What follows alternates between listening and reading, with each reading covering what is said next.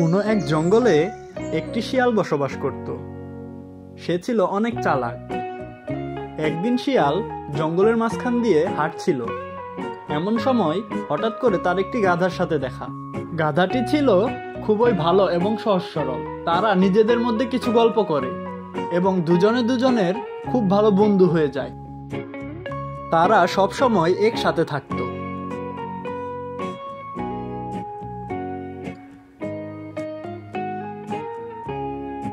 একদিন শিয়াল লক্ষ্য করলো গাধার খুব মন খারাপ। সে গাধাকে জিজ্ঞাসা করলো, কি গো বন্ধু, আজকে তোমার এত মন খারাপ কেন? আর বলো না বন্ধু, আমাদের জঙ্গলের প্রায় সকল খাবারই শেষ হয়ে এসেছে। কোথাও খাবার খুঁজে পাচ্ছি না, এই কারণে আমি চিন্তিত। ও এই ব্যাপার, আমি থাকতে তোমার কিসের এত চিন্তা? চলো দূরে কোথাও যাই খাবারের সন্ধানে, দেখি কোথাও খাবার পাই নাকি। এটা বলে গাধা এবং শিয়াল খাবারের সন্ধানে বেরিয়ে পড়ে।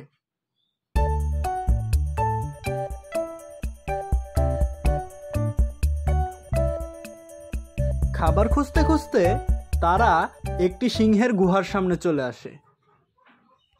সিংহকে দেখে তারা দুজনেই ভয়ে কাঁপতে থাকে।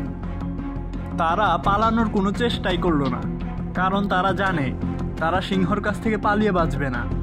শিয়াল ভাই, এখন কি করব? এখন তো আমাদের ওই সিংহের খাবার হতে হবে। দাঁড়াও গাধা, আমি একটি বুদ্ধি পেয়েছি। আমি ওই সিংহের সাথে কথা বলে দেখছি।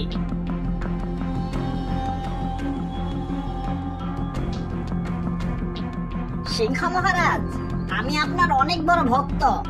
আপনি তো আমাদের রাজা, এই কারণে আমি আপনার জন্য একটি উপহার নিয়ে এসেছি। ওই তো দেখছেন একটি গাধা, ওইটাই আপনার উপহার।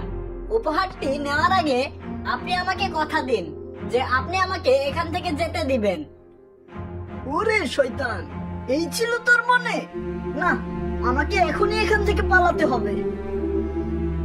কি হলো মহারাজ, বলুন আপনি রাজি কিনা? আমি তো রাজি, কিন্তু কোথায় গাধা? গাধা তো তোকে গাধা বানিয়ে চলে গেছে। কি ব্যাপার, গাধা কোথায় গেল? না, এখন আর আমার বাঁচার কোনো উপায় নেই। এখন আমাকে সিংহের খাবার হতেই হবে। অন্যের জন্য গর্ত খুঁড়লে সেই গর্তে নিজেকেই পড়তে হয়।